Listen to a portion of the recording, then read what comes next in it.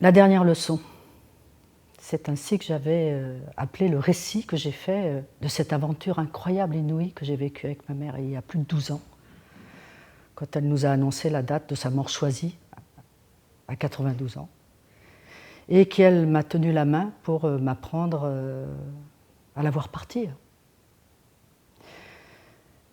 C'était la leçon qui me manquait, en effet. Ça aurait pu peut-être s'arrêter là, mais non, pas du tout.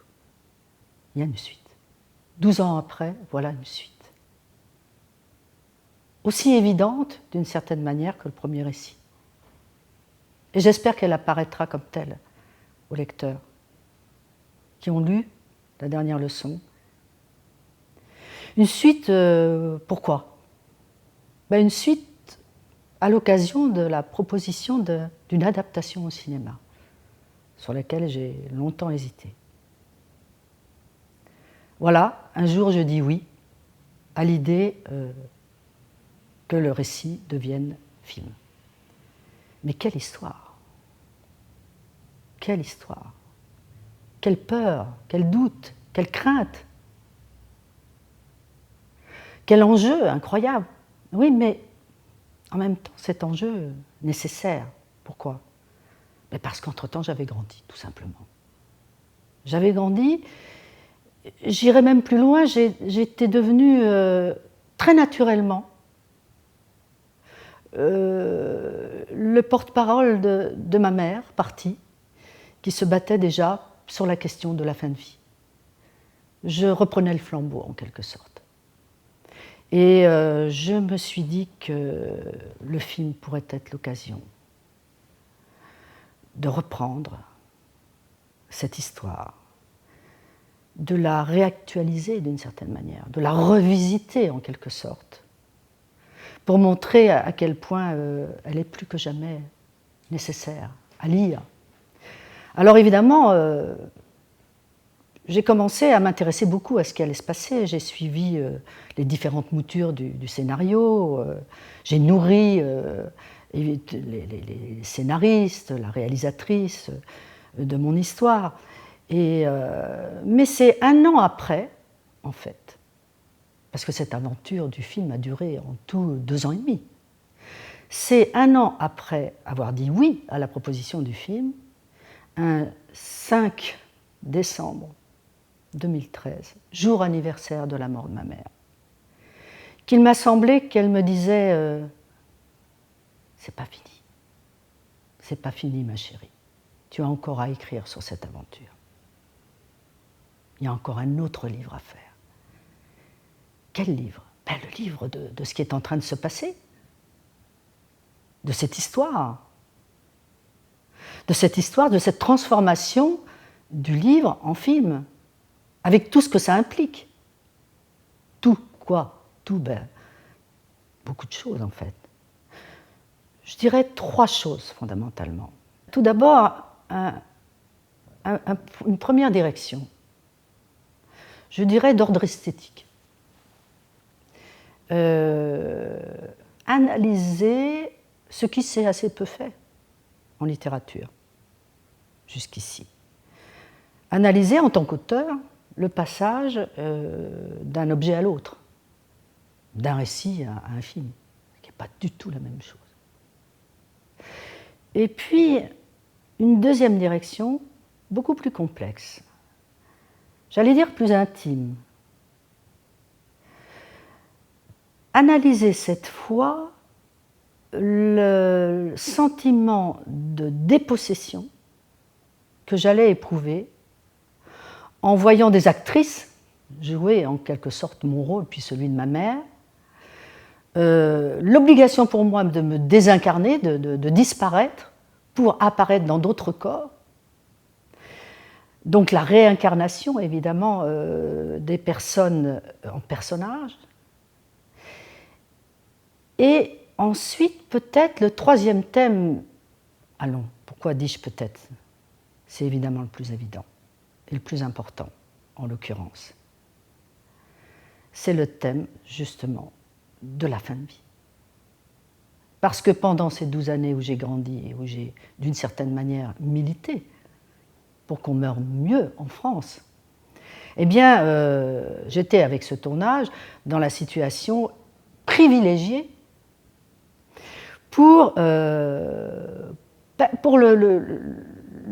rendre vivant, ce combat, le rendre concret.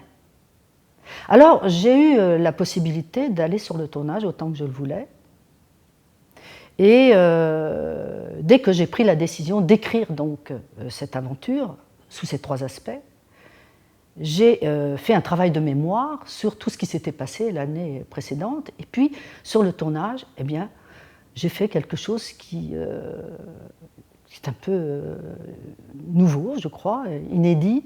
J'ai, plutôt que de me dire à chaque instant « Mon Dieu, cette dépossession est insupportable », j'ai accepté la dépossession. Ça a été une dépossession consentie d'une certaine façon. Et plutôt que de la fuir, je l'ai analysée.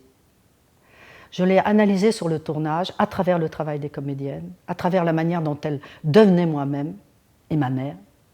Je l'ai analysée aussi d'un autre point de vue qui me paraît intéressant et qui est dans le récit aussi de cette suite à la dernière leçon, du point de vue de tous les partenaires de ce tournage, producteurs, techniciens, etc., dont je voyais bien qu'ils s'emparaient de ce sujet comme ils ne le faisaient peut-être pas habituellement dans un autre tournage. Donc finalement, j'offre au lecteur la possibilité de m'accompagner dans ce travail d'écriture qui tricote en quelque sorte ces 3 thèmes, de lui permettre d'aller dans les coulisses d'un film, qui, moi, ne me sont pas inconnus, mais qui, pour la plupart des gens, sont généralement cachées, secrètes. Et puis de leur permettre de toucher du doigt, à nouveau et avec moi, l'actualité brûlante de cette question de la fin de vie. Parce qu'entre-temps, pendant que le film se faisait, s'écrivait, puis se tournait, eh bien, sur le plan national, la question de la fin de vie revenait dans l'actualité, sur le terrain politique. Affaire Bonne Maison, affaire Vincent Lambert, annonce du candidat François Hollande, la loi 21 qui promettait de revoir cette question de la fin de vie en France, la création du jury citoyen, le rapport Sicard. On a beaucoup parlé pendant ces 2 années de cette question du bien mourir ou du mal mourir en France. Malheureusement, on est plutôt dans le mal mourir encore. Et tandis que j'assistais au tournage, tandis que je suivais cette transformation, cette métamorphose, j'écrivais aussi sur cette question de la fin de vie, et je prenais à témoin en quelque sorte le lecteur sous la forme presque d'un manifeste. Et de ce point de vue-là, j'étais dans la suite de la dernière leçon. J'étais dans ce que ma mère avait souhaité que je fasse. Elle m'avait demandé, nous avions décidé, en fait, ensemble d'écrire la dernière leçon, et elle me redemandait, et j'ai décidé à nouveau d'écrire cette suite qui s'imposait parce que l'histoire n'est pas finie. L'histoire n'est pas finie et elle est ô combien brûlante aujourd'hui, puisque la loi Claes-Neonetti qui vient d'être proposée est restée d'une incroyable frilosité.